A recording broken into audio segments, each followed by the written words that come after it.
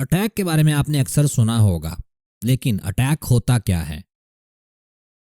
जब कोई आपके सिस्टम के अंदर ब्रेक करने की कोशिश करता है, वो आपका कंप्यूटर भी हो सकता है या आपका नेटवर्क भी हो सकता है, इसे अटैक बोलते हैं। लेकिन एक बात आपने यहाँ पर देखनी है, विदाउट योर परमिशन, आपकी परमिशन के बगैर अगर कोई आपके कंप्यूटर सिस्टम में या फिर आपके नेटवर्क में एंटर करने की कोशिश करता है तो उसे अटैक बोला जाता है। अभी ये है आपका सिस्टम, ये होगा आपका कंप्यूटर, ठीक है। लेकिन नेटवर्क मतलब कि आपके राउटर के साथ जितने भी सिस्टम्स वगैरह कनेक्टेड हैं, अगर अटैक नेटवर्क पे हुआ है तो वो कॉम्प्रोमाइज हो सकते हैं, वो हैक हो सकते हैं। तो नेटवर्क पर भी और एक सिंगल सिस्टम पर भी जो होता है वो दोनों अटैक कहलाते हैं। अटैक करने का मकसद हैकर का ज़्यादातर यही होता है कि उसको इन्फॉर्मेशन स्टील करनी होती है, ठीक है। उसको आपकी इन्फॉर्मेशन स्टील करनी होती है या फिर आपकी सर्विसेज को डिसरप्ट करना होता है, खलल डालना होता है आपके काम में, या फिर आपके सिस्टम का टोटल कंट्रोल लेना उसका मकसद होता है अटैकर का, हैकर का।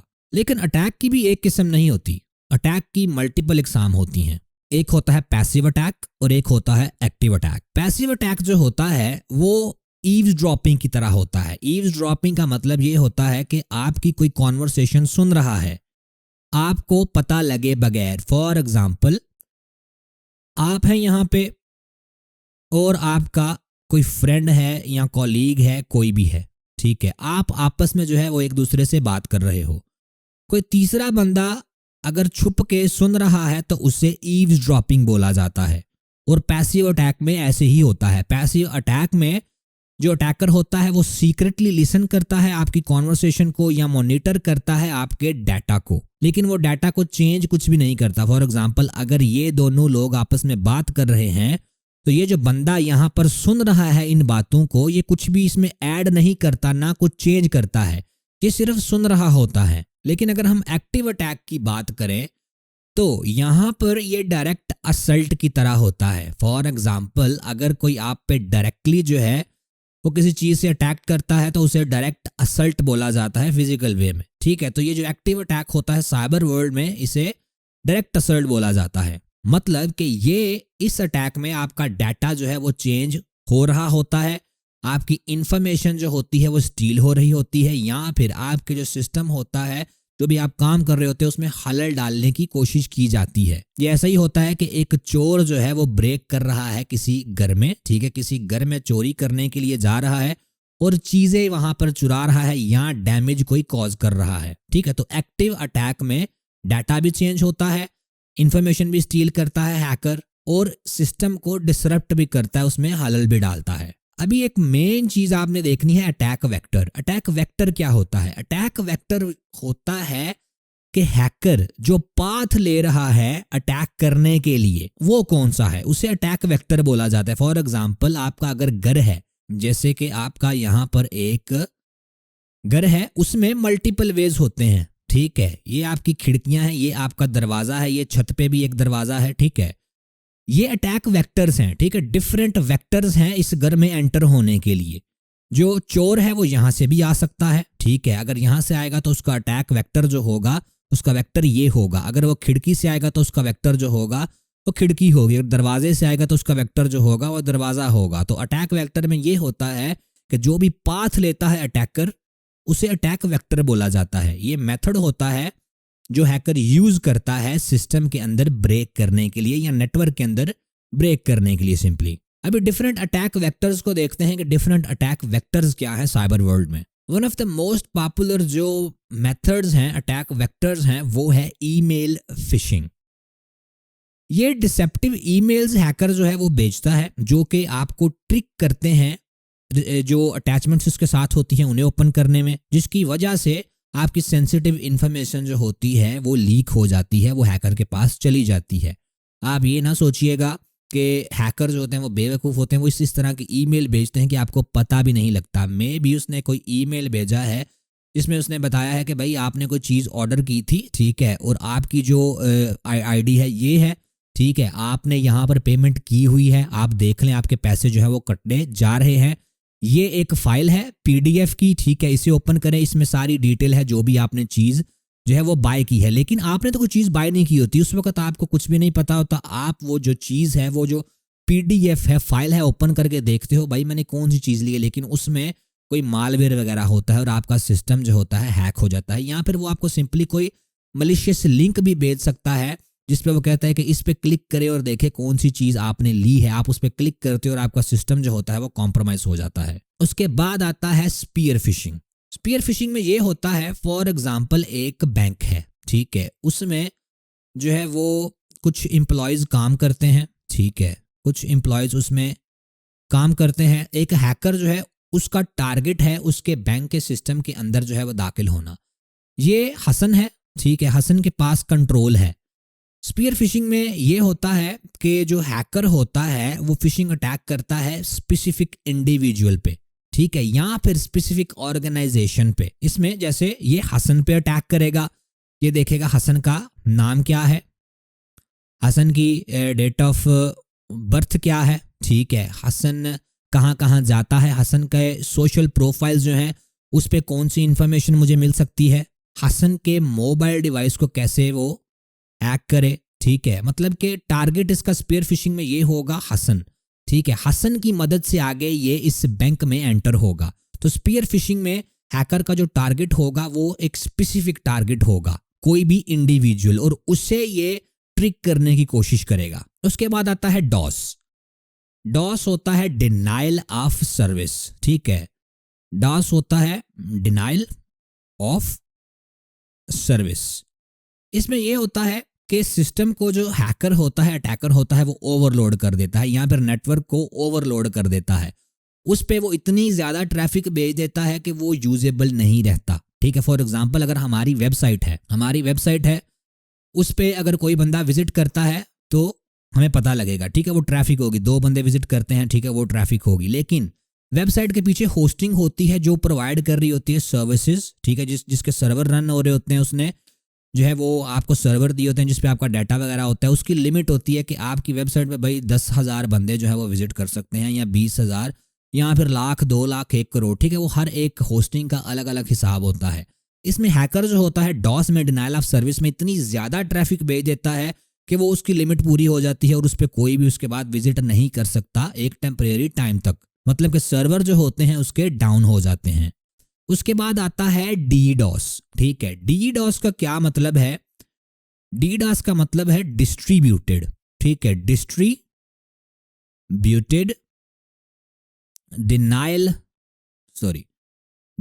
Of service. इसमें यह होता है कि जैसे कि आपको डिनाइल ऑफ सर्विस का मैंने पहले बताया, लेकिन डिस्ट्रीब्यूटेड में यह होता है कि मल्टीपल सिस्टम्स हैकर यूज करता है, ठीक है, मल्टीपल सिस्टम या मल्टीपल डिवाइसेस हैकर यूज करता है अटैक को लॉन्च करने के लिए एक सिंगल टारगेट पे, ठीक है। अगर वो एक ही सिस्टम को यूज करके वो जो अटैक करता है वो इतना मुफीद नहीं होगा जितना मुफीद ये वाला डॉस वाला अटैक होता है, distributed denial of service.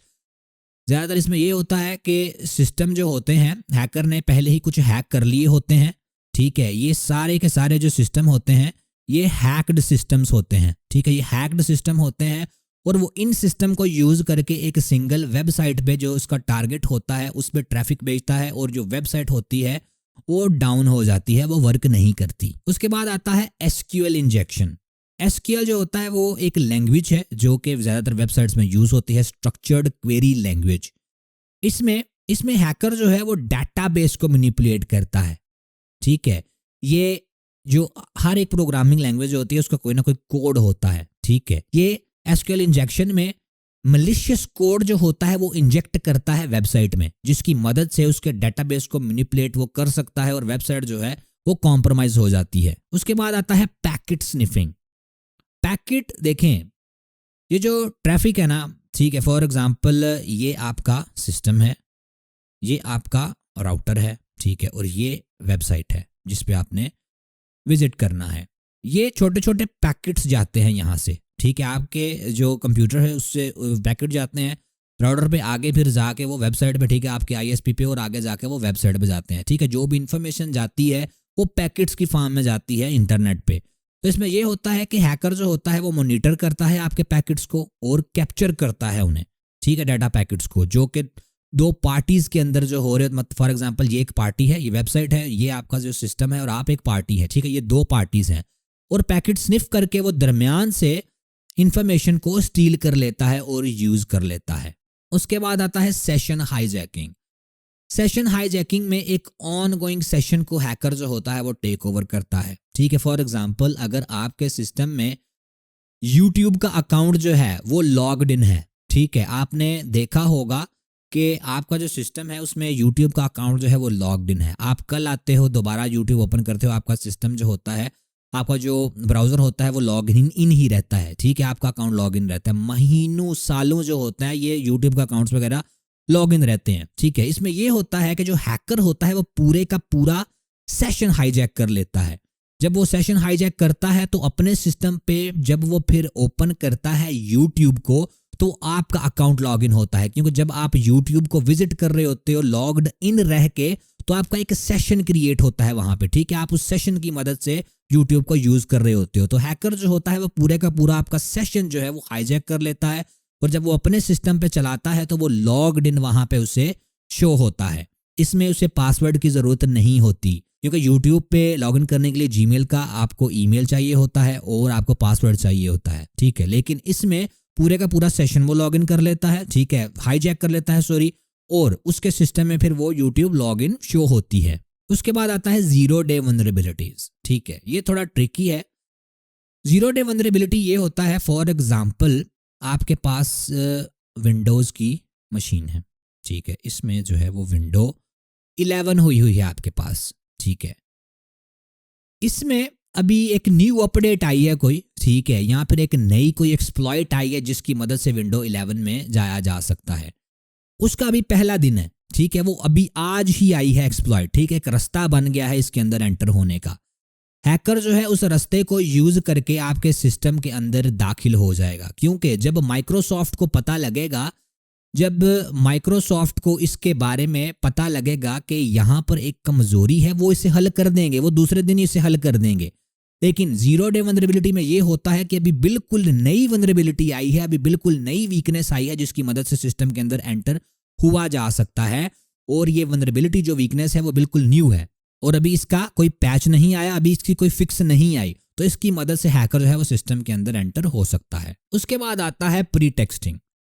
Pre texting में ये होता है कि हैकर जो होता है फैब्रिकेटेड मतलब जो अपने आप से उसने बनाई हो, ठीक है, स्टोरी आपको बताता है, यहाँ कोई सिनेरियो बताता है और आपको ट्रिक करता है कि आप उसे सेंसिटिव इन्फॉर्मेशन दे दो। वो ये भी कह सकता है कि भाई मैं आपका जो है ना, आपका एक अकाउंट है यूबीएल में, ठीक है, आपका एक अकाउंट है यूबीएल में और मैं यूबीएल की तरफ से बात कर रहा हूँ। इजी पैसा की एग्जांपल लेते हैं, ठीक है, फॉर एग्जांपल आपका अकाउंट इजी पैसा में है, ठीक है, हम इजी पैसा से बात कर रहे हैं, ठीक है, और आपका अकाउंट जो है वो किसी मसले में है, या आप जो है मुझे अपनी इन्फॉर्मेशन दें, ठीक है, अपना नेम बताएं, अपना जो है वो नंबर बताएं, ठीक है, फलाना ढिमकाना जो भी ब्ला ब्ला, ठीक है, ब्ला ब्ला, ठीक है, जो भी ये इन्फॉर्मेशन लेने की कोशिश करता है आपसे, ठीक है, वो आपको ट्रिक करता है, आपको कोई कहानी बताता है कि आपका अकाउंट जो है वो खतरे में है या फिर जो भी, ठीक है, आप मुझे ये इन्फॉर्मेशन दें। अगर फॉर एग्जांपल बैंक में जो डेबिट कार्ड होते हैं उसमें ज़्यादातर नंबर मांगे जाते हैं, ठीक है, आप अपने डेबिट कार्ड का नंबर दें, हमें अपने डेबिट कार्ड की पिन वगैरह दें, ठीक है, वो एक स्टोरी सी बना के आपको बताता है और आपको उस वक्त पता नहीं लगता और आप उसे इन्फॉर्मेशन अपनी जो सेंसिटिव है वो दे देते हो। उसके बाद आता है बेटिंग। बेटिंग में ये होता है कि हैकर जो होता है वो इंडिविजुअल्स को कुछ डिजायरेबल चीज की मदद से जो है वो लोअर करता है, ठीक है, लेकिन ये होता ट्रैप है। वो आपको ये भी कह सकता है कि भाई ये एक यूएसबी है, इसमें जो है ना वो काफ़ी ज़रूरी डाटा है, आप इसे देख लीजिएगा, ठीक है, या फिर वो आपको फ्री सॉफ्टवेयर की भी कह सकता है कि अच्छा ये फ्री सॉफ्टवेयर है इस यूएसबी में, या फिर ये लिंक है इसे डाउनलोड कर लें, ठीक है, इस सॉफ्टवेयर को डाउनलोड कर लें। जब आप डाउनलोड करते हो तो वो होता जो है वो एक अटैक वेक्टर होता है और आपकी जो लॉगिन क्रेडेंशियल्स वगैरह हैं वो उसके पास चले जाते हैं। मतलब कि ये एक डिज़ायरेबल आपको चीज़ देता है जो आपको रिक्वायर्ड होती है, ठीक है, लेकिन वो उसमें चीज़ वो होती नहीं है, वो आपको बेट कर रहा होता है, इसलिए इसे बेटिंग कहते हैं। बेटिंग मतलब चारा डाल रहा होता है। उसके बाद आता है डिक्शनरी अटैक, ठीक है, डिक्शनरी अटैक में नंबरस पासवर्ड्स लगाए जाते हैं, ठीक है, अनऑथराइज्ड एक्सेस को गेन करने के लिए। ठीक है, फॉर एग्जाम्पल हैकर जो होता है वो एक लिस्ट बनाता है। ठीक है, अगर बंदे का नाम है हसन, वो है पाकिस्तान से, उसकी डेट ऑफ बर्थ है अराउंड अबाउट 1995 या कोई स्पेसिफिक वो डेट ऑफ बर्थ भी लिख सकता है अगस्त के महीने में। ठीक है, ये सारी वो डिटेल डालेगा एक टूल के अंदर। वो टूल सारे के सारे जो है ना एक पासवर्ड्स वगैरह क्रिएट कर देगी। ठीक है, वो सारे के सारे पासवर्ड्स क्रिएट कर देगी बेस्ड ऑन द इंफॉर्मेशन जो इसने उसे दी है। फिर हैकर जो है वो इस इंफॉर्मेशन को, इन पासवर्ड्स की जो लिस्ट हैं, इन्हें यूज करके अटैक करेगा जो भी उसे चाहिए होगा। उसमें वो देखेगा कि इसमें जो पासवर्ड क्रिएट हुए हैं ये लग रहे हैं या नहीं। जो भी पासवर्ड करेक्ट होगा वो लग जाएगा, उसे लॉगिन जो है वो डिटेल मिल जाएगी और वो लॉगिन कर सकेगा। ज़रूरी नहीं वो खुद ही पासवर्ड लिस्ट वगैरह क्रिएट करे। ये प्री डिफाइंड जो होते हैं ना, फॉर एग्जांपल अगर एडोब की कंपनी है और उसकी डाटा ब्रीच हुई थी फ्यू ईयर्स बैक। ठीक है, कुछ साल पहले एडोब की डाटा ब्रीच हुई थी और उसमें सारे यूज़र नेम, ईमेल्स और पासवर्ड्स वगैरह जो है वो उसके पास चले गए थे। हैकर्स करते क्या है, ब्रीचेस से जो पासवर्ड मिले होते हैं उन्हें, उनकी फाइल को यूज़ करते हैं और पासवर्ड लगाते हैं। ठीक है, क्योंकि वो सारे के सारे पासवर्ड करेक्ट थे।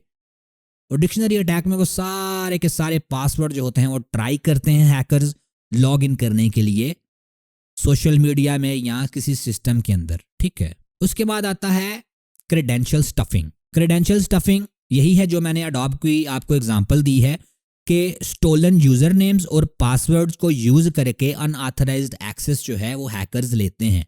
जैसे कि एडोब की डाटा ब्रीच थी और भी बहुत सारी ब्रीचेस थी। ठीक है, हैकर्स करते ये हैं कि जो स्टोलन यूजर नेम और पासवर्ड्स होते हैं उन्हें ले लेते हैं और फिर उन्हें ट्राई करते हैं किसी दूसरे के अकाउंट में। एंड इसमें यह भी होता है कि फॉर एग्जांपल एक बंदा है, उसने एडोब पे अकाउंट बनाया है, वो एक और बंदा है, मतलब वही बंदा है सॉरी, उसने याहू पे अकाउंट बनाया है और वही बंदे ने जीमेल पे भी अकाउंट बनाया है। ज़्यादातर चांसेस यही होते हैं कि अगर हैकर के पास उस बंदे का एडोब का पासवर्ड और यूज़र नेम ईमेल आ गया है तो वो यहाँ पर भी ट्राई करेगा और अगेन वो यहाँ पर भी ट्राई करेगा। ज़्यादा लोग यही करते हैं कि वो एक ही पासवर्ड ईमेल यूज़ करते हैं हर जगह पे। तो क्रेडेंशियल स्टफिंग में ये होता है कि वो यूज़र नेम और पासवर्ड एक प्लेटफॉर्म पे जो उसने लगाया है वो यूज़ करता है अनऑथराइज्ड एक्सेस लेने के लिए दूसरे प्लेटफॉर्म से। उसके बाद आता है हार्डवेयर मैनिपुलेशन। हार्डवेयर मैनिपुलेशन में हैकर जो होता है वो यूएसबी या फिर कोई हार्डवेयर कंपोनेंट यूज़ करता है, इंसर्ट करता है सिस्टम के अंदर। फॉर एग्जांपल एक हैकर है, वो किसी बैंक में जाता है, अगर वो अपनी यूएसबी जो है उस बैंक के किसी सिस्टम में लगाता है तो वो बैंक जो होगा, उसके सिस्टम जो होंगे वो डिवाइसेस और सिस्टम्स कॉम्प्रोमाइज हो जाएंगे। ठीक है, वो हैक हो जाएंगे। तो हार्डवेयर मैनिपुलेशन में हैकर जो होता है वो फिजिकल चीज़ें यूज़ करता है। उसके बाद आता है डीएनएस स्पूफिंग। डीएनएस स्पूफिंग में ये होता है, फॉर एग्जांपल आप हो, ठीक है, आपने एक वेबसाइट विजिट करनी है yahoo.com। ठीक है, yahoo.com जो है वो आप जब आप ब्राउज़र में एंटर करते हो वो आपको एक वेबसाइट पे लेके जाता है जो कि yahoo.com ही होती है। डीएनएस स्पूफिंग में ये होता है कि आप yahoo.com लिखते हो, ठीक है, लेकिन वो डायरेक्ट आप कहीं और हो रहे होते हो। ठीक है, वो आप कहीं और पे जा रहे होते हो, आपको लगता है वो yahoo.com ही है, आप वहाँ पे अपना यूज़र नेम ईमेल लगाते हो, पासवर्ड लगाते हो, लेकिन वो हैकर ने पेज क्रिएट किया होता है और वो इन्फॉर्मेशन आपकी हैकर के पास चली जाती है। अभी सवाल ये आता है कि अपने आप को प्रोटेक्ट कैसे किया जाए, कैसे आप अपने आप को प्रोटेक्ट कर सकते हो। तो उसके लिए मल्टीपल आपको चीज़ें फॉलो करनी पड़ेंगी। ये सारी की सारी चीज़ें नहीं, कुछ चीज़ें हैं जो मैं आपको बता रहा हूँ। First of all, strong passwords use करें और यूनिक पासवर्ड्स यूज़ करें। मतलब मेरा ये है कि जैसे ये हैं हमारे एज यूजुअल हसन भाई जो है तो वो पासवर्ड क्या लगाएंगे। ठीक है, ज़्यादातर जो लोग इसी तरह करते हैं कि भाई पाकिस्तान से हैं, वो पासवर्ड उनका होता है पाकिस्तान 1 2 3 या फिर पाकिस्तान 786। ठीक है, या फिर हसन 302। ठीक है, इस तरह के पासवर्ड्स होते हैं ज़्यादातर लोगों के। ठीक है, मेरी जो वेबसाइट है जिसमें मैं टीचिंग करता हूँ साइबर सिक्योरिटी, उस पे भी ज़्यादातर लोगों ने इसी तरह ही पासवर्ड लगाए होते हैं। ठीक है, अपना नाम या फिर पाकिस्तान 123 या फिर सिर्फ नंबर्स या फिर अपना नंबर ही। ठीक है, तो पासवर्ड जो भी यूज़ करें वो स्ट्रॉन्ग रखें और यूनिक रखें। पासवर्ड में एक कैपिटल लेटर हो, ठीक है, एक स्मॉल लेटर भी मौजूद हो और उसके साथ एक नंबर भी मौजूद हो और उसके साथ कोई स्पेशल कैरेक्टर भी आप यूज़ करें। ठीक है, और वो कॉम्बिनेशन इस तरह का हो कि जो प्रिडिक्ट ना किया जा सके, और कैरेक्टर्स जो है वो मिनिमम जो है वो 10 to 12 रखें। वैसे मिनिमम जो कैरेक्टर की लिमिट होती है वो 8 होती है ज़्यादातर प्लेटफॉर्म्स पे, लेकिन आप मिनिमम जो है वो 12 कैरेक्टर्स रखें एक पासवर्ड के, जिसमें एक कैपिटल लेटर भी हो, एक स्मॉल लेटर भी हो, एक नंबर भी हो कोई भी, ठीक है, और उसके साथ कोई सिंबल हो, स्पेशल कैरेक्टर हो। तो पासवर्ड आप इस तरह का रखें। उसके बाद बात आती है कि एनेबल 2 फैक्टर ऑथेंटिकेशन। ठीक है, 2 फैक्टर ऑथेंटिकेशन को एनेबल आप जो है वो करके रखें। इसका मतलब क्या है, अभी फॉर एग्जांपल आपका जो है वो फेसबुक पे अकाउंट है। ठीक है, फेसबुक पे आपका अकाउंट है, आपने करना है लॉगिन। आप करते क्या हो, आप डायरेक्टरी जाते हो ब्राउज़र पे, वहाँ पर अपना यूज़र नेम लिखते हो, वहाँ पर अपना पासवर्ड लिखते हो और लॉगिन कर देते हो, और आपका लॉगिन हो भी जाता है। अगर आप फेसबुक की प्राइवेसी सिक्योरिटी सेटिंग्स में, मैंने फेसबुक ज़्यादा यूज़ नहीं की, मुझे नहीं पता कि प्राइवेसी में है या सिक्योरिटी में है, लेकिन इनमें से दो में से कहीं पर भी होगा। ठीक है, वहाँ पर जाके इन दोनों ऑप्शन में देखें 2 फैक्टर ऑथेंटिकेशन। ठीक है, उसमें ऑप्शन होगा 2 फैक्टर ऑथेंटिकेशन। उसमें ये होगा कि आपका जो नंबर होगा, जब भी आप लॉगिन करने की कोशिश करेंगे वो डायरेक्टली आपका नहीं होगा। पहले आप लॉगिन की कोशिश करेंगे, वो आपको बोलेगा कि आपके नंबर पे एक एसएमएस आया है जिसके अंदर एक पिन है, एक कोड है, वो हमारे पेज पे यहाँ पर लगाएं, फिर जाके आप लॉगिन कर सकते हैं। जितनी भी लॉगिन वाली वेबसाइट्स होती हैं ज़्यादातर पे 2 फैक्टर ऑथेंटिकेशन का ऑप्शन जो है वो मौजूद होता है। फेसबुक पे ये पिन वाला मेथड अवेलेबल है। जैसे एक और है बाइनेंस। ठीक है, बाइनेंस पे ये है कि बाइनेंस जो है एक एप्लीकेशन यूज करता है गूगल ऑथेंटिकेटर के नाम से, गूगल ऑथेंटिकेटर के नाम से वो यूज करता है। उसमें ये होता है कि जो बंदा होता है वो डायरेक्टली लॉगिन नहीं कर सकता बाइनेंस पे। वो जब भी बाइनेंस पे लॉगिन करने की कोशिश करेगा, वो गूगल का जो ऑथेंटिकेटर है, एप्लीकेशन है जिसके साथ आपने बाइनेंस को कनेक्ट किया होगा, उस पे एक कोड आएगा आपको। ठीक है, उस पे कोड आएगा, फिर जाके आप बाइनेंस पे लगाएंगे और आपका फिर जाके लॉगिन होगा। इससे बहुत ज़्यादा जो है आपके अकाउंट सिक्योर हो जाते हैं। तो हमेशा 2 फैक्टर ऑथेंटिकेशन को यूज़ करें, 2FA को यूज़ करें। उसके बाद आता है अपने सॉफ्टवेयर और एप्स को अपडेटेड रखें। अभी जैसे कि ये मेरे पास विंडोज़ मौजूद है, इसकी अपडेट्स आप हमेशा चेक करके रखें। अगर यहाँ पर आप सेटिंग्स में जाएंगे, विंडोज़ अपडेट में जाएंगे, तो ये आपको बता देगा कि कितनी अपडेट्स मेरे पास अवेलेबल है, कौन कौन सी अपडेट जो है वो इंस्टॉल हो चुकी है। मैं अभी इसे डाउनलोड एंड इंस्टॉल नहीं करूँगा क्योंकि मैं अभी क्लास को रिकॉर्ड कर रहा हूँ। इसी तरह जो आपकी जो भी एप्लीकेशंस वगैरह होती हैं, अगर आप उसकी ऑप्शन में जाएं, ऊपर फाइल मेन्यू में जाएं, तो वहाँ पर अबाउट वाले या हेल्प वाले सेक्शन में अपडेट का सेक्शन होगा, जिसकी मदद से आप इन्हें अपडेट कर सकते हो। तो एप्लीकेशंस को भी अपडेट रखें और अपने विंडोज़ को भी अपडेट रखें, और यहाँ से आप अपडेट हिस्ट्री भी चेक कर सकते हैं, कौन कौन सी अपडेट आपके सिस्टम में इंस्टॉल हो चुकी है। ऐसे ही मोबाइल में भी अपडेट्स को चेक करते रहा करें कि कौन सी एप्लीकेशन जो है वो आपकी आउटडेटेड है। अपनी एप्लीकेशंस को ऑटो अपडेट पे लगा कर रखा करें।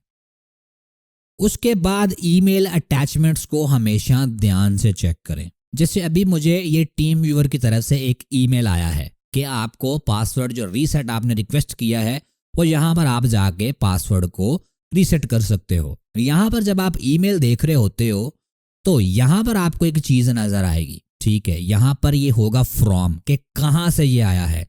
मेक श्योर कि आप ये चीज़ चेक किया करें। ठीक है, teamviewer.com की तरफ से आया है @teamviewer, क्योंकि यहाँ पर जो टीम व्यूअर पासवर्ड रीसेट वाला आ रहा है, ये कोई भी नेम हो सकता है, कोई भी इस नाम को यूज कर सकता है, लेकिन यहाँ पर ये आया कहाँ से है, teamviewer.com से। अगर मैं यहाँ पर जाता हूँ, इस पे go to teamviewer.com पे, तो मुझे पता होगा कि भाई ये टीम व्यूअर की ही वेबसाइट है, इन्हीं की तरफ से जो है वो हमें ईमेल आ रहा है और ये जो पासवर्ड रीसेट की रिक्वेस्ट हमने की थी ये करेक्ट लिंक है। ठीक है, इसमें मैं क्लिक कर सकता हूं विदाउट एनी हेसिटेशन। तो जो भी आपको ईमेल वगैरह आए उसे लाजमी चेक किया करें। और ईमेल को चेक करने के और भी बहुत सारे मतलब एडवांस तरीके भी होते हैं, वो बाद में हम देखेंगे, ठीक है, एडवांस ट्रेनिंग्स में। लेकिन अभी के लिए आपके नॉलेज के लिए इतना बहुत है कि आप लाजमी चेक करें कि कहाँ से आपको ईमेल आया है। उसके बाद बात आती है यूज सिक्योर वेबसाइट्स। इसको भी डिस्कस साथ ही कर लेते हैं। यहां पर देखें, ये मेरे पास एक लॉक का निशान है। यहां पर मैं अगर क्लिक करता हूं तो ये मुझे बता रहा है कि कनेक्शन इज सिक्योर, कि आपका कनेक्शन जो है भाई सिक्योर है। अगर मैं यहां पर हमारी वेबसाइट पर जाता हूं तो यहां पर भी ये देखें, ये सिक्योर का लॉक है हमारे पास, मतलब कि ये कनेक्शन सिक्योर है। जो भी इंफॉर्मेशन मेरी इस वेबसाइट पर जाएगी वो टोटली सिक्योर होगी। वो वर्क कैसे करती है मैं आपको बताता हूं। ये जो सिक्योर वेबसाइट है वो HTTPS की वजह से है। HTTPS का मतलब होता है हाइपरटेक्स्ट ट्रांसफर प्रोटोकॉल, और S का मतलब एंड पे सिक्योर होता है। ये वेबसाइट पे जो लॉक का निशान शो हो रहा था वो इस वजह से शो हो रहा था कि ये HTTPS था। अगर वेबसाइट जो है वो सिंपल HTTP है, मतलब उसके साथ S नहीं लगा, वो सिक्योर नहीं है, तो आपका जो कनेक्शन होगा वो सिक्योर नहीं होगा। वो सिर्फ हाइपरटेक्स्ट ट्रांसफर प्रोटोकॉल होगा। उसमें ये होगा कि अगर आप अपने सिस्टम से किसी वेबसाइट को विजिट कर रहे हो तो दरमियान से कोई भी आपकी इंफॉर्मेशन को रीड कर सकता है। ठीक है, कोई हैकर जो है वो स्निफ करके आपकी डिटेल्स वगैरह दरमियान से वो ले सकता है जब आप fb.com फॉर एग्जांपल को विजिट कर रहे होते हो। ठीक है, लेकिन HTTPS में कनेक्शन सिक्योर होता है। कि दरमियान में जो भी डाटा ट्रैवल कर रहा होता है वो इनक्रिप्टेड होता है और हैकर को नहीं पता होता कि वो डाटा क्या है। ये मैंने लॉक बनाने की कोशिश की है, मेरे लॉक ऐसे ही बनते हैं, सॉरी इसके लिए। अच्छा, अभी नेक्स्ट हम बात करते हैं beware of fishing scams. Fishing scams के बारे में आपको बताया है मैंने अटैक वेक्टर्स में। फिशिंग स्कैम से बच के रहा करें। अगर आपको किसी की कॉल आती है कि भाई आपकी इन्फॉर्मेशन जो है वो लीक हो चुकी है, या फिर आपका अकाउंट हैक हो चुका है, या फिर आपने कोई चीज़ ऑर्डर की थी, आपकी ये चीज़ें दरकार होंगी। ये भी हो सकता है वो बोले आपकी एक गाड़ी इनाम में निकल आई है, वो बोले बेनज़ीर इनकम सपोर्ट की तरफ से आपको जो है वो 70,000 जो है वो रिवॉर्ड किया जाता है। ठीक है, अपनी ये इन्फॉर्मेशन दें और अपना इनाम ले लें। इनाम लेते लेते जो बंदे होते हैं वो अपने पैसे जो उनके पास होते हैं वो भी गंवा देते हैं। तो फिशिंग स्कैम से अवेयर रहे। ठीक है, चेक करते रहा करें नए नए कौन से फिशिंग स्कैम्स आ रहे हैं, जिसकी मदद से आपको पता लगे भाई कि क्या क्या चल रहा है। ठीक है, क्या क्या करना है, क्या नहीं करना, कौन सी इन्फॉर्मेशन मैंने देनी है, कौन सी इन्फॉर्मेशन नहीं देनी। अगर आप खुद बैंक को कॉल करते हो, जो कि बैंक ने आपको नंबर दिया हुआ है, तभी इन्फॉर्मेशन जो है वो अपनी आप जो है वो दें। ठीक है, और वैसे अगर बैंक भी कॉल करता है फिर भी कोई ऐसी वैसी इन्फॉर्मेशन आप अपनी मत दें, क्योंकि बैंक फॉर एग्जांपल अगर मैं UBL में कॉल करता हूं तो वो मुझे, हालांकि मुझे इस बात का पता है, लेकिन ये बात उनकी अच्छी है कि वो मुझे बोलते हैं कि भाई अब कोई भी अगर आपको कॉल करता है, चाहे कोई नुमाइंदा भी आपको बैंक से कॉल करता है, अपने डेबिट कार्ड की डिटेल्स किसी को भी मत दें। ठीक है, तो कोई भी अगर आपको कॉल करता है, आपके ID कार्ड का नंबर वगैरह पूछता है, आपके बैंक की डिटेल्स पूछता है, तो किसी को भी कोई इन्फॉर्मेशन ना दें। फिशिंग स्कैम्स से बचें। उसके बाद आता है install ad blockers and privacy extensions. ये फॉर एग्जांपल जो एक वेबसाइट है, ठीक है, इस वेबसाइट पे जो है कुछ एड्स होंगे, मुझे नहीं पता एड्स हैं या नहीं, लेकिन मुझे कोई भी एड्स में नजर नहीं आ रहे। वो इस वजह से कि मैंने एड ब्लॉकर इंस्टॉल करके रखा हुआ है, एड ब्लॉक प्लस के नाम से। यहां पर आप गूगल में सिंपली सर्च कर सकते हो एड ब्लॉकर प्लस, ये आपको फर्स्ट नजर आ जाएगा। यहाँ पे get ad block plus for Microsoft Edge, इस पर मैं क्लिक करूंगा तो ये मेरे माइक्रोसॉफ्ट एज का जो ब्राउजर है उसमें ऐड हो जाएगा। ठीक है, ये अभी रिमूव का ऑप्शन आ रहा है, आपको ऐड का नजर आएगा क्योंकि मैंने पहले ही ऐड कर रखा हुआ है, इसलिए मेरे पास रिमूव का ऑप्शन नजर आ रहा है।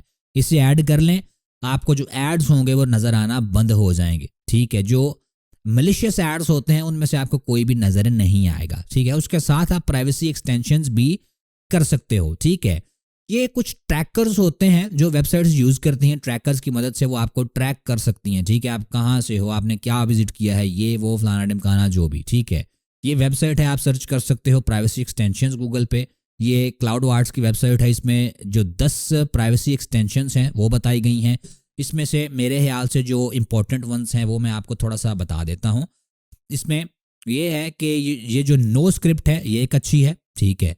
अनशॉर्टन लिंक है, ये भी अच्छा है। नो स्क्रिप्ट में ये होता है कि आपकी जो स्क्रिप्ट्स है ना वो मलिशियस ब्लॉक हो जाती हैं, लेकिन उसमें ये होगा कि आपकी वेबसाइट्स में भी प्रॉपरली वर्क ना करें, ठीक है। उर्दू कोर्सेज की जो वेबसाइट है जिस पे आपने लेक्चर्स वगैरह लेने होते हैं वो स्क्रिप्ट्स वगैरह ज़्यादातर यूज़ करती हैं, ठीक है। ये हो सकता है कि जो आपकी ट्रस्टेड वेबसाइट है उसको आप नो स्क्रिप्ट में जो है वो एक्सक्लूड कर सकते हो कि इस वेबसाइट की जो स्क्रिप्ट्स हैं वो चलने दें, ठीक है, क्योंकि वेब पेज के पीछे स्क्रिप्ट्स चल रही होती हैं, ठीक है। लेकिन ये होता है कि जो मलिशियस स्क्रिप्ट्स होती हैं वो कभी कभी पेज को विजिट करते साल ही एनेबल हो जाती हैं और वो आपका सिस्टम कभी कभी कॉम्प्रोमाइज़ भी हो जाता है।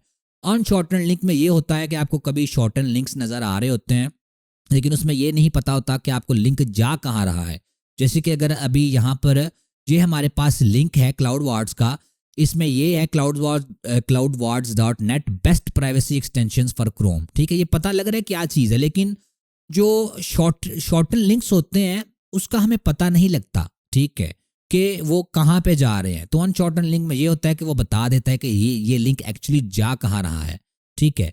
उसके बाद यू ब्लॉक ओरिजिन भी, ये भी एक जो है वो एड ब्लॉकर है, ठीक है, और जो है वो ट्रैकर ब्लॉकर है, उसमें ब्लर है इसके बाद, ठीक है, जो कि सिक्योर पासवर्ड जनरेटर है और मैनेजर है। मैं कोई भी पासवर्ड मैनेजर यूज़ नहीं करता क्योंकि ब्लर जो है वो at the end of the day एक कंपनी है। अगर मैं इसके बारे में बुरा नहीं कह रहा, ठीक है, मैं इन जनरल आपको बता रहा हूँ कि कोई भी पासवर्ड मैनेजर है वो भी एक कंपनी है, ठीक है। अगर वो कंपनी जो है वो हैक हो गई तो मेरे सारे के सारे पासवर्ड जो हैं वो हैकर के पास चले जाएंगे, ठीक है। तो कोशिश करें अपने पासवर्ड बेशक लिख लें या फिर अपने जहन में कोई एक ऐसा पासवर्ड बना लें जो कि अनहैकेबल हो, ठीक है। मतलब कोई चीज़ अनहैकेबल है नहीं, लेकिन फिर भी अगर आपका पासवर्ड 15 कैरेक्टर्स है, 12 कैरेक्टर्स का है और वो बहुत ज़्यादा कॉम्प्लेक्स पासवर्ड है तो हैकर जो है वो ट्राई भी नहीं करेगा, ठीक है। वो 1 दिन लगाएगा, 2 दिन लगाएगा, उसके बाद जो है वो छोड़ देगा, ठीक है, क्योंकि जितने ज़्यादा कैरेक्टर्स होंगे पासवर्ड के उतना ज़्यादा मुश्किल होगा उसे जो है हैक करना। ये कुछ एक्सटेंशन है आप यूज़ कर सकते हो, ये नो स्क्रिप्ट, अनशॉर्टन लिंक की और यू ब्लॉक ओरिजिन या एड ब्लॉकर आप कर सकते हो अपने एक्सपीरियंस को ज़्यादा बेहतर बनाने के लिए, ठीक है, क्योंकि नो स्क्रिप्ट से तो बेहतर आपका एक्सपीरियंस नहीं बनेगा लेकिन सिक्योर आप हो जाओगे। उसके बाद आता है manage privacy settings on social media, ठीक है। मैं सोशल मीडिया यूज़ नहीं करता, ठीक है, मेरा कोई भी सोशल मीडिया नहीं। अक्सर स्टूडेंट्स कहते हैं कि आपकी कोई प्रोफाइल यहाँ पर वहाँ पर, I don't use social media at all, ठीक है। इसलिए मैं वहाँ पर अभी जाके आपको नहीं बता सकता कि आपने क्या करना है, ठीक है। लेकिन फॉर एग्जांपल आपका फेसबुक पे अकाउंट है, आप अगर सेटिंग में जाते हो, आप अगर उसकी सेटिंग्स में जाते हो तो आप अपनी प्राइवेसी सेटिंग्स को थोड़ा टाइट कर सकते हो, ठीक है।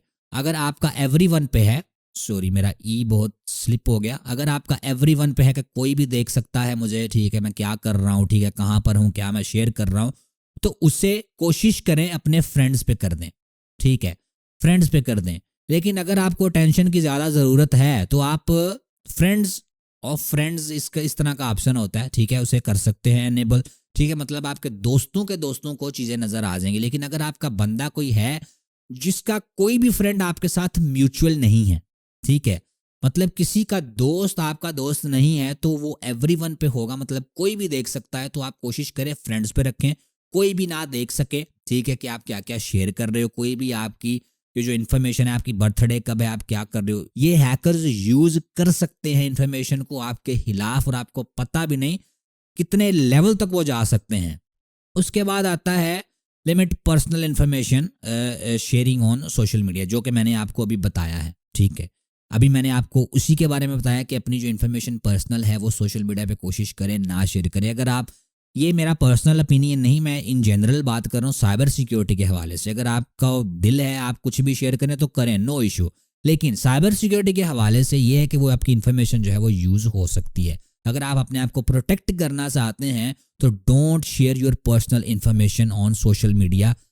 यू डोंट नो कि हैकर्स उस इन्फॉर्मेशन के साथ क्या कर सकते हैं। उसके बाद आता है सॉफ्टवेयर्स और फाइल्स को ट्रस्टेड सोर्सेज से डाउनलोड करें। फॉर एग्जाम्पल, अगर मुझे चाहिए टीम व्यूवर, ठीक है, टीम व्यूवर के बारे में हमने पहले देखा है। अगर मुझे टीम व्यूवर चाहिए, ठीक है, मैं गूगल पे जाके सर्च करता हूँ टीम व्यूवर को, ठीक है, वहाँ पर बहुत सारे रिजल्ट्स आ जाएंगे, ठीक है, वहाँ पर बहुत सारे रिजल्ट्स आ जाएंगे। अभी आपने कहाँ से करना है, आपने जो टीम व्यूअर की ऑफिशियल वेबसाइट है टीम व्यूअर के नाम से, वहां से ही करना है।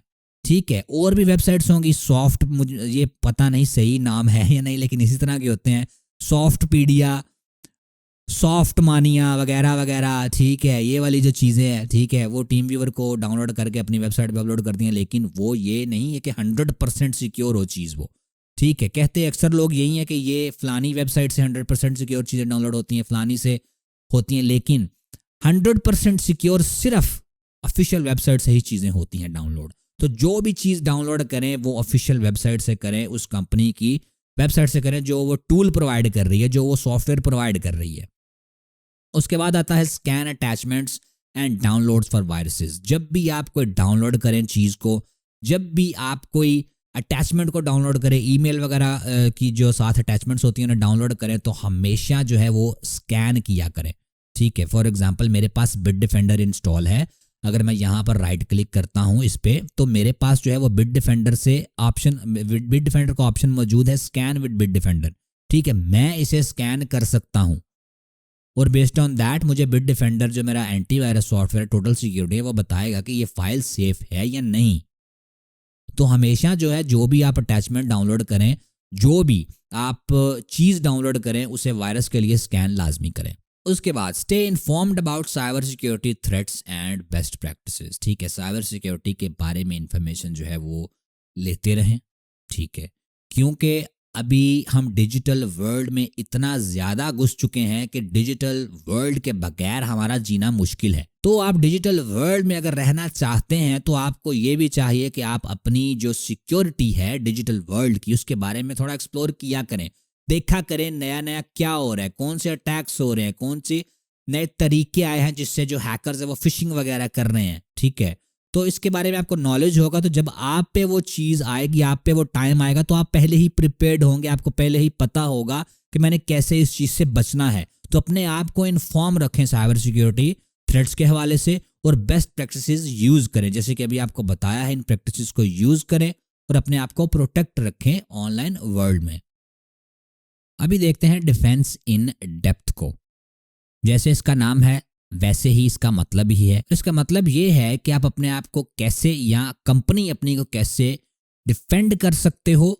इन डेप्थ मतलब आप मल्टीपल जो लेयर्स हैं सिक्योरिटी की वो यूज कर सकते हो। For example defence in depth में जो है वो मल्टीपल सिक्योरिटी मेजर्स जो है वो लिए जाते हैं। फॉर एग्जांपल इसमें ये होता है कि अगर एक चीज़ फेल हो गई है, ठीक है, तो दूसरी चीज़ वर्क करेगी। इसमें एडिशनल लेयर्स होती हैं डिफेंड करने की। ये ज़्यादातर कंपनीज में यूज़ होती है, ऑर्गेनाइजेशंस में यूज़ होती है ऑर्गेनाइजेशन को डिफेंड करने के लिए, ऑर्गेनाइजेशन के एसेट्स को डिफेंड करने के लिए। लेयर्स इसमें कौन कौन सी हो सकती हैं, मैं आपको एग्जांपल देता हूं। फॉर एग्जांपल इसमें जो फर्स्ट लेयर हो सकती है वो हो सकती है फिजिकल कंट्रोल की। ठीक है, फिजिकल कंट्रोल की इसमें फर्स्ट लेयर हो सकती है। इसमें पॉलिसीज जो कंपनी है वो क्रिएट कर सकती है कि कार्ड्स जो है हर एक बंदे के पास कार्ड्स होंगे बिल्डिंग में एंटर करने के लिए। ठीक है, या फिर स्कैनर्स होंगे फिंगरप्रिंट जो है रीड करने के लिए। इसमें यह होगा कि जो भी बंदा कंपनी के अंदर दाखिल होगा उसके पास कोई ना कोई कार्ड होगा या फिर उसके फिंगरप्रिंट्स को स्कैन किया जाएगा। ठीक है, ये फिजिकल कंट्रोल्स की लेयर हो जाएगी। उसके बाद आता है नेटवर्क सिक्योरिटी कंट्रोल्स। ठीक है, इस लेयर में ये होगा कि जो सॉफ्टवेयर होगा, जो भी कंपनी होती है उसका जो सॉफ्टवेयर होता है उसके अंदर एंटर होने के लिए एम्प्लॉय जो होता है उसके पास कोई चीज होनी चाहिए जिसकी मदद से वो ऑथेंटिकेट कर सके कि राइट बंदा जो है वो सॉफ्टवेयर के अंदर जो है वो एंटर हो रहा है, नेटवर्क के अंदर या एप्लीकेशन के अंदर जो है वो नेटवर्क हो रहा है। उसके बाद जो लेयर आएगी वो होगी एडमिनिस्ट्रेटिव कंट्रोल्स। इसमें यह होता है कि एम्प्लॉयज को ऑथोराइज किया जाता है और जब वो ऑथोराइज हो जाते हैं, ऑथेंटिकेट हो जाते हैं, उनको एक अलग अलग पार्ट की जो है ना वो एक्सेस दी जाती है। फॉर एग्जांपल किसी का काम एक जगह पर है तो ज़रूरी नहीं उसको सारे सिस्टम की एक्सेस हो। दूसरा जो हिस्सा है सिस्टम का, इसके पास जो पहला बंदा है इसके पास दूसरे सिस्टम के एक्सेस होना ज़रूरी नहीं है, या दूसरे पार्ट ऑफ द नेटवर्क में एक्सेस होना इसका ज़रूरी नहीं है। इसका जो काम है इसे उसकी ही एक्सेस दी जाए। उसके बाद होता है एंटीवायरस। एंटीवायरस जो आपको पता होगा, जैसे मैंने आपको बताया बिट डिफेंडर। बिट डिफेंडर के जो है वो डिफरेंट जो है वो वर्जन्स भी आते हैं। नॉर्मल यूज़ के लिए आप टोटल सिक्योरिटी यूज़ कर सकते हो। बिजनेसेस जो होते हैं, ऑर्गेनाइजेशन जो होती हैं, उनके लिए उसके कस्टम पैकेजेस होते हैं, कस्टम सॉफ्टवेयर्स होते हैं। तो अगर आपकी कोई ऑर्गेनाइजेशन है तो यूज़ एन एंटीवायरस जो कि आपके लिए मुफीद हो, आपकी ऑर्गेनाइजेशन के लिए मुफीद हो, ताकि आप मलिशियस सॉफ्टवेयर अटैक्स वगैरह से बच सको। उसके बाद आता है बिहेवियर एनालिसिस। बिहेवियर एनालिसिस में ये होता है कि एल्गोरिदम्स और मशीन लर्निंग यूज़ की जाती है एम्प्लॉयज़ के बिहेवियर को चेक करने के लिए, और देखा जाता है कि कोई अगर गड़बड़ हो रही है तो कोई गड़बड़ हो सकती है। फॉर एग्जांपल आपने अक्सर देखा होगा, जैसे व्हाट्सएप में आप अगर बहुत ज़्यादा मैसेजेस वगैरह सेंड करते हो तो आपका अकाउंट जो है वो बैन हो जाता है। ठीक है, ये मैं सिर्फ एक एग्जांपल दे रहा हूँ। आपका अकाउंट बैन हो जाता है परमानेंटली, टेम्परेरी। ठीक है, आपका अकाउंट बैन हो जाता है। वो इसलिए कि आपने पहले मैसेजेस सेंड नहीं किए होते। आप अचानक से जो है इतने ज़्यादा मैसेजेस सेंड कर रहे होते हो, वो जो होता है एक किस्म का फ्लैग सा जो है वो बन जाता है कि भाई इस बंदे का जो बिहेवियर है वो सही नहीं लग रहा। ठीक है, फॉर एग्जांपल अगर आप किसी आप एक अकाउंट में लॉग्ड इन हो, आप कभी कभी दूसरे सिस्टम से लॉग इन करते हो, तो आपका जो आईपी एड्रेस होता है, आईपी एड्रेस क्या है वो आगे जाके देखा जाएगा। आईपी एड्रेस जो होता है वो चेंज हो जाता है, तो वो भी इसमें आ जाता है कि आप वो जो सिस्टम होता है वो देखता है कि भाई इसने तो पहले यहाँ से लॉगिन किया था, अभी ये कहीं और से कर रहा है, इसमें कुछ गड़बड़ हो सकती है। ठीक है, तो मशीन लर्निंग और एल्गोरिदम्स जो है वो यूज़ किए जाते हैं एनॉमलीज को डिटेक्ट करने के लिए और उन्हें रोकने के लिए। अभी ये कुछ इम्पॉर्टेंट टॉपिक्स हैं, इम्पॉर्टेंट आपको मैं चीज़ें थोड़ी सी बता दूं। ठीक है, ये 4 चीज़ें हैं जो आपने साइबर सिक्योरिटी में एक किस्म की याद रखनी है। ठीक है, फर्स्ट है यहाँ पर एसेट। एसेट क्या होता है? एसेट जो होता है वो कोई भी डाटा हो सकता है, कोई भी डिवाइस हो सकता है, या कोई भी कंपोनेंट हो सकता है ऑर्गेनाइजेशन का या फिर आपका भी, जो कि वैल्यूएबल हो।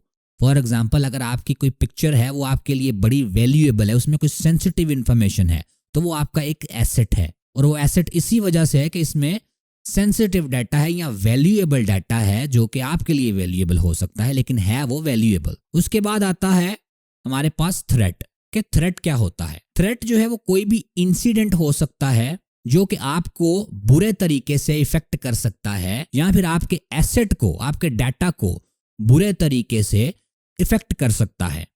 फॉर एग्जाम्पल लॉस हो गया, ये थ्रेट है लॉस होने का। ये पिक्चर डिलीट होना जो है ये एक थ्रेट है। आपकी वेबसाइट है वो ऑफलाइन हो गई है, ये एक थ्रेट है। या फिर किसी अनऑथराइज्ड पार्टी ने आपकी कोई चीज एक्सेस कर ली है, वो एक थ्रेट है। उसके बाद आता है वनरेबिलिटी। वनरेबिलिटी क्या होता है? वनरेबिलिटी एक फ्लॉ हो सकता है, ये वीकनेस होती है। ठीक है, एक किस्म की जो है वनरेबिलिटी वीकनेस होती है। इस वीकनेस की मदद से आपका डाटा डिस्ट्रॉय हो सकता है, डैमेज हो सकता है, या फिर कॉम्प्रोमाइज हो सकता है। तो वनरेबिलिटी जो होती है वो एक ऑर्गेनाइजेशन की वीकनेस होती है, या फिर किसी सॉफ्टवेयर की भी वीकनेस होती है। उसके बाद रिस्क क्या होता है? रिस्क एक पोटेंशियल होता है डाटा का लॉस होने का, डैमेज होने का, या हार्म होने का। मतलब पॉसिबिलिटी। ठीक है, पॉसिबिलिटी हो सकती है कि ये डाटा लॉस हो सकता है, डैमेज हो सकता है और हार्म हो सकता है। अभी बात करते हैं हम सरफेस वेब की। ठीक है, यहाँ पर आप देखें, आप जो वेबसाइट्स वगैरह यूज़ करते हो, जैसे कि google.com है, जैसे कि facebook.com है, youtube.com है और instagram.com है। ये जो वेबसाइट्स हैं ये आप सिंपली गूगल पे जाके अगर सर्च करते हो FB, आप सिंपल गूगल पे FB भी सर्च करोगे तो आप जो है इस वेबसाइट को एक्सेस कर सकते हो। ठीक है, क्योंकि ये सरफेस वेब पे है। लेकिन इस वेब के नीचे भी एक वेब है, उसे बोला जाता है डीप वेब। डीप वेब में भी देखें क्या क्या होता है। डीप वेब में मेडिकल रिकॉर्ड्स होते हैं। अगर कोई हॉस्पिटल है उसके मेडिकल रिकॉर्ड्स वगैरह हैं, या फिर इन जनरल इंटरनेट पे मेडिकल रिकॉर्ड्स मौजूद हैं। ठीक है, किस बंदे को क्या बीमारी है, ठीक है, किसका क्या हुआ है, ठीक है, जो भी मेडिकल रिकॉर्ड्स, ठीक है, वो डीप वेब पे मौजूद होते हैं। आप सिंपली ये नहीं सर्च कर सकते कि हसन का मेडिकल रिकॉर्ड क्या है, हसन ने जो है वो किस किस हॉस्पिटल में गया है, क्या क्या उसके प्रोसीजर्स हुए, कौन कौन सी सर्जरीज हुई हैं। आप सिंपली इसे गूगल पे सर्च नहीं कर सकते। इस पे लीगल डॉक्यूमेंट्स होते हैं। ठीक है, इस पे प्राइवेट फॉर्म्स होते हैं, इस पे रिसर्च पेपर्स होते हैं। ठीक है, मतलब वो कंटेंट जो कि इंडेक्स नहीं होता। आप ये जो तीनों चीज़ें हैं ये सिंपली गूगल पे सर्च करके इन तक नहीं जा सकते। तो ये डीप वेब होता है। लेकिन डीप वेब सबसे नीचे नहीं होता, इससे नीचे भी कुछ होता है और वो होता है डार्क वेब। डार्क वेब पे टोटली प्राइवेट कम्युनिकेशन होती है, ठीक है। इस पे प्राइवेट कम्युनिकेशन फॉर्म्स होते हैं, इस पे इलीगल ट्रेड्स होती हैं, इस पे इलीगल एक्टिविटीज होती हैं, इस पे जो है वो ड्रग्स वगैरह होते हैं, ठीक है। लोग ड्रग्स बाय करते हैं, इससे ड्रग्स सेल करते हैं इस पे, और जितने भी इलीगल काम होते हैं वो इसी पर होते हैं। ये एक वेबसाइट है टॉरफ्लो के नाम से। अगर आप सिंपली गूगल पे टॉरफ्लो सर्च करेंगे तो आपको ये वेबसाइट का लिंक आ जाएगा। इस पे ये बताया जा रहा है कि कहाँ कहाँ से टॉर की ट्रैफिक आ रही है, डार्क वेब की ट्रैफिक जो है वो कहाँ पर ज़्यादा है। और आप अगर देखें तो यूरोप में जो है वो सबसे ज़्यादा टॉर की ट्रैफिक है, डार्क वेब की ट्रैफिक आ रही है। उसके बाद बात करते हैं स्टेजेस ऑफ हैकिंग की, कि हैकिंग की कितनी स्टेजेस होती हैं और कौन कौन सी होती हैं। जो भी आप काम करते हो हर एक काम की एक ना एक स्टेज होती है, ठीक है। फॉर एग्जांपल अगर आपने खाना बनाना है तो पहले भाई आपको सब्जी लानी पड़ेगी, सब्जी लाने के बाद धोनी पड़ेगी, फिर उसके बाद भाई आपको काटनी पड़ेगी। मतलब स्टेजेस होती हैं हर एक काम की। इसी तरह हैकिंग की भी स्टेजेस होती हैं। हैकिंग ये नहीं है कि आप सिंपली जो है वो कुछ भी कर सकते हो, आपको स्टेजेस फॉलो करनी पड़ती हैं इसकी। तो इसकी स्टेजेस को देखते हैं, कौन कौन सी स्टेजेस होती हैं इसकी। Reconnaissance, scanning, gaining access, maintaining access और कवरिंग ट्रैक्स। थोड़ा सा मैं इसके बारे में आपको बता देता हूँ, फिर डिटेल में भी मैं आपको इसके बारे में बताता हूँ। तो रिकॉनेसेंस में सिंपली जो बेसिक इन्फॉर्मेशन होती है, ठीक है, बेसिक इन्फॉर्मेशन होती है कि भाई ये कौन सी कंपनी है, ठीक है, कितने एम्प्लॉयज़ वगैरह हैं इसके, ठीक है, कहाँ पर है वगैरह वगैरह, क्या इसका एड्रेस है, ठीक है। उसके बाद स्कैनिंग, ये थोड़ी इंटरमीडिएट लेवल की हो जाती है, ठीक है, कि इसके जो सर्वर है उसका आईपी एड्रेस क्या है, उस पर कौन कौन सी सर्विसेज रन हो रही हैं, ठीक है। फॉर एग्जांपल ये जो फेसबुक है, facebook.com है, उसकी सिंपल इन्फॉर्मेशन ये है कि अच्छा यार ये facebook.com है, इसमें कुछ ना कुछ सर्विसेज रन हो रही हैं बैकएंड पे। सामने तो आपकी प्रोफाइल आ रही है ना, ठीक है, सामने आपके प्रोफाइल्स वगैरह नजर आ रही हैं, लेकिन बैकएंड पे कोई और काम चल रहा है, ठीक है, सर्विसेज वगैरह रन हो रही हैं। स्कैनिंग में ये होता है कि हैकर देखता है कौन कौन सी सर्विसेज इसमें चल रही हैं, कौन सी सर्विस वीक है, ठीक, वीक वगैरह है, ठीक है, और बेस्ड ऑन दैट, ठीक है, जो इन्फॉर्मेशन इसे स्कैनिंग से मिलती है ये गेन एक्सेस करता है इस वेबसाइट की, ठीक है, और इस वेबसाइट को जो है ये हैक करता है। हैक जो गेनिंग एक्सेस है वो स्कैनिंग पे बेस्ड होती है, मतलब पहले उसने स्कैन करना है वेबसाइट को, क्या क्या चल रहा है, कौन सी चीज वीक है, उसके बाद जाके गेन एक्सेस करेगा। जब इसने एक्सेस गेन कर ली है उसके बाद इसकी कोशिश होगी कि एक्सेस को मेंटेन रखे। ये नहीं कि इसने एक दफा हैक कर लिया है और उसका सिस्टम बंद होने के बाद ये जो है एक्सेस इसकी रिवोक हो जाएगी। ये कोशिश करेगा एक्सेस को मेंटेन करने की, कोई बैकडोर वगैरह क्रिएट कर देगा। लास्ट स्टेज जो इसकी होगी कवरिंग ट्रैक्स की, कि जो भी इसने हैक किया है वो चीज़ें लॉग वगैरह डिलीट कर देगा, क्योंकि जो भी हो रहा होता है कहीं पर भी, आपके सिस्टम में भी, वेबसाइट पर भी, उसकी एक लॉग बन जाती है कि क्या क्या हुआ है, कब हुआ है। कवरिंग ट्रैक्स में ये वो सारे लॉग्स वगैरह डिलीट कर देता है, कोई भी ट्रैक पीछे नहीं छोड़ता। अभी डिटेल में इसे देखते हैं। तो रिकॉनेसेंस क्या होता है? रिकॉनेसेंस जो होता है वो इनिशियल फेज होती है, ठीक है, फर्स्ट फेज होती है, जिसमें हैकर इंफॉर्मेशन गैदर करता है सिस्टम के बारे में या नेटवर्क के बारे में जो इसका टारगेट होता है। ये इन्वॉल्व करता है पैसिव टेक्निक्स को। पैसिव का आपको मैंने बताया है, आपको याद होगा, जिसमें ये कोई भी चेंजिंग नहीं करता, ठीक है। ये स्कैन करता है वेबसाइट्स को, ठीक है। स्कैनिंग की भी डिफरेंट फॉर्म्स होती हैं, कोई रिकॉनेसेंस में भी आती है और कोई एक्चुअल स्कैनिंग में भी आती है, जो कि एक्टिव अटैक में गिना जाता है। लेकिन रिकॉनेसेंस में पैसिव ही होता है, ये कुछ भी चेंज नहीं कर रहा होता। ये वेबसाइट्स को स्कैन करता है, सोशल मीडिया वगैरह देखता है, ठीक है, पब्लिक रिकॉर्ड्स देखता है अपने टारगेट के बारे में, और सारी की सारी इंफॉर्मेशन जो है वो कलेक्ट करता है, जो कि यूजफुल हो सकती है अटैक के लिए, ठीक है। उसके बाद ऑब्जेक्टिव इसका क्या होता है? जैसे आपको बताया है, इंफॉर्मेशन कलेक्ट करना पैसिवली, ठीक है, एक्टिवली नहीं, पैसिवली, टारगेट सिस्टम के बारे में और नेटवर्क के बारे में। मेथड इसके क्या होते हैं? कि ओसिंट यूज करता है। ओसिंट ओपन सोर्स इंटेलिजेंस है, मतलब कि पब्लिक रिकॉर्ड्स वगैरह चेक करता है, सोशल मीडिया चेक करता है, वेबसाइट्स वगैरह चेक करता है इंफॉर्मेशन गैदर करने के लिए। इंफॉर्मेशन जो इसमें गैदर होती है वो ये होती है कि सिस्टम कॉन्फ़िगरेशन क्या है, ये सिस्टम कौन सा चला रहे हैं, कौन सी विंडोज इनके सिस्टम में है वगैरह वगैरह, ठीक है। एम्प्लॉय की डिटेल्स वगैरह, ठीक है, कौन कौन इसमें काम कर रहा है उसकी क्या डिटेल्स हैं।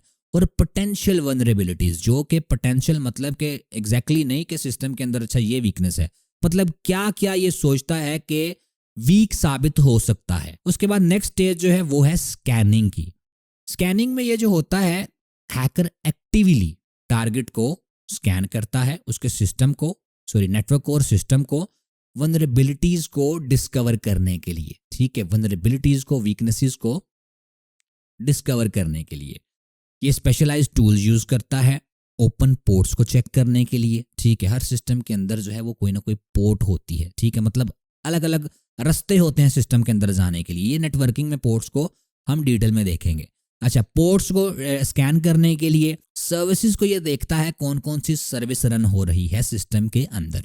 ठीक है, ये मतलब फॉर एग्जांपल जो भी सॉफ्टवेयर होता है उसकी कोई ना कोई सर्विस आपको प्रोवाइड कर रहा होता है। आपकी जो मोबाइल में कैमरा की एप्लीकेशन है, फोटोज लेने की सर्विस प्रोवाइड कर रही है। ठीक है, इसी तरह सिस्टम के अंदर भी अलग अलग सर्विसेज होती हैं। ये चेक करता है कौन कौन सी सर्विस रन हो रही है और डिफरेंट पोर्ट्स पे कौन कौन सी सर्विस रन हो रही है, और सिस्टम के अंदर ये वीकनेस फाइंड करने की कोशिश करता है।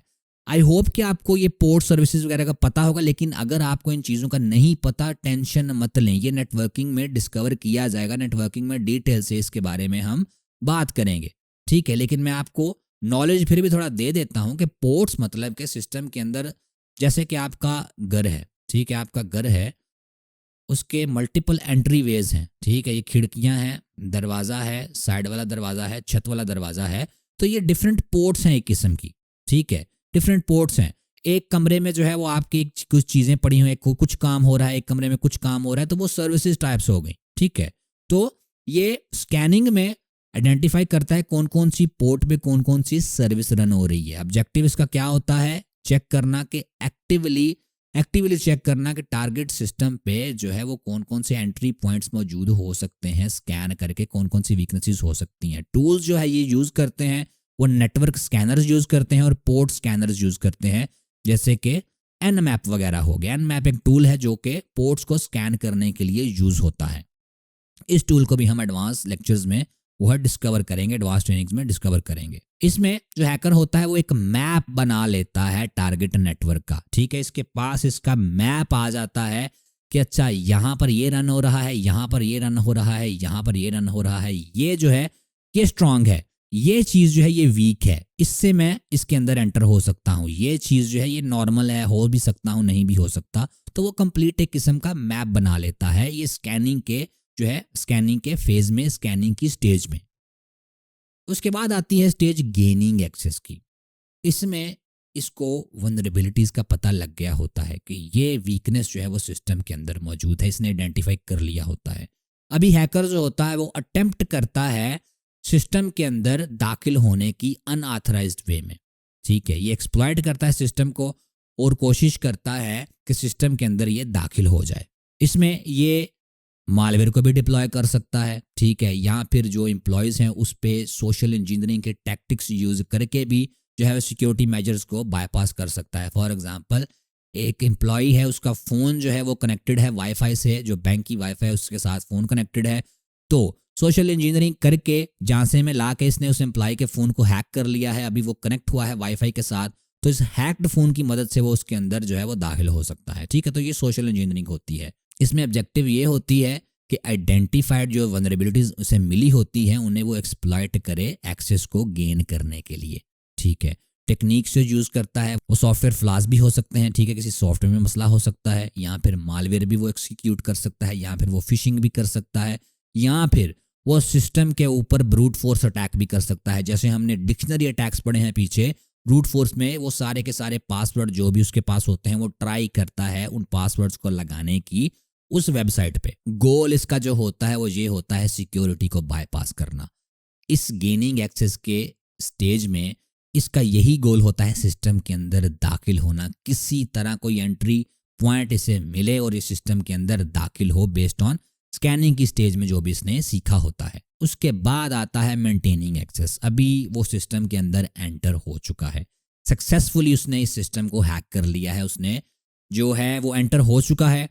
अभी हैकर जो है वो कंटिन्यूड एक्सेस चाहता है, वो चाहता है कि अगर वो कल भी आए तो फिर भी वो सिस्टम को जो है वो एक्सेस कर सके। ठीक है, वो सिस्टम को एक्सेस कर सके, और वो बैक डोर्स बनाता है, वो सिस्टम के अंदर ही कोई ऐसी चीज़ छोड़ देता है, वो कभी भी उसकी मदद से सिस्टम के अंदर आ सकता है और अपना कंट्रोल जो है वो रिटेन कर सकता है।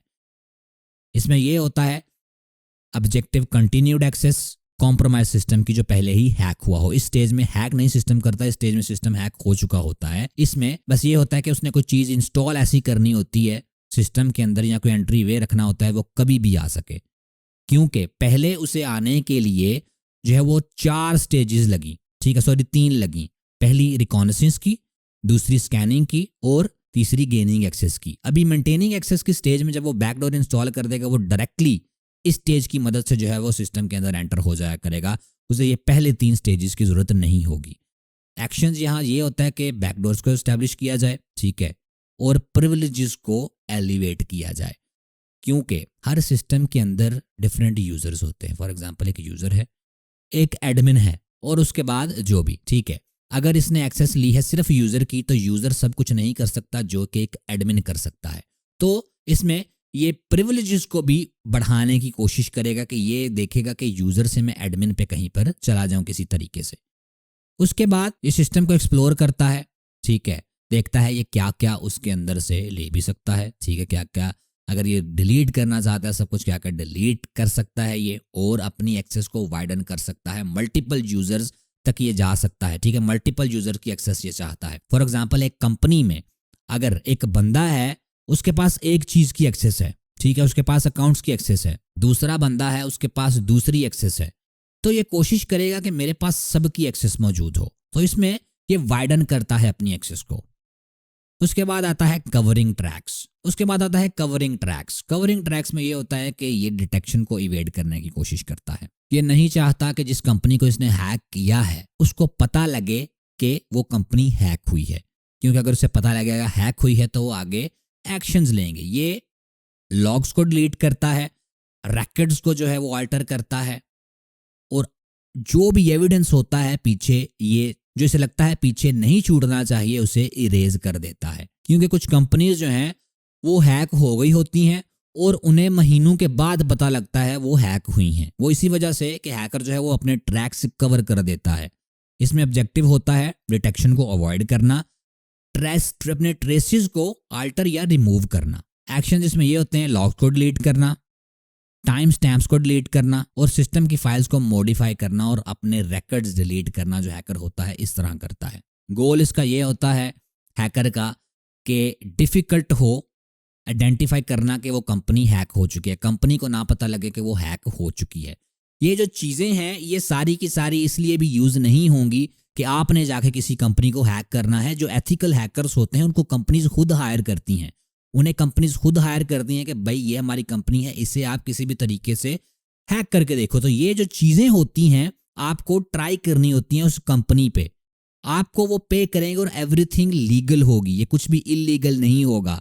मे बी आपको ये बातों से थोड़ा लगा हो कि भाई हम कुछ इलीगल करने जा रहे हैं, हम कुछ भी इलीगल नहीं करने जा रहे हैं, सब कुछ परमिशंस के साथ होगा और सब कुछ लीगल होगा। एथिकल हैकर्स का काम ही ये होता है।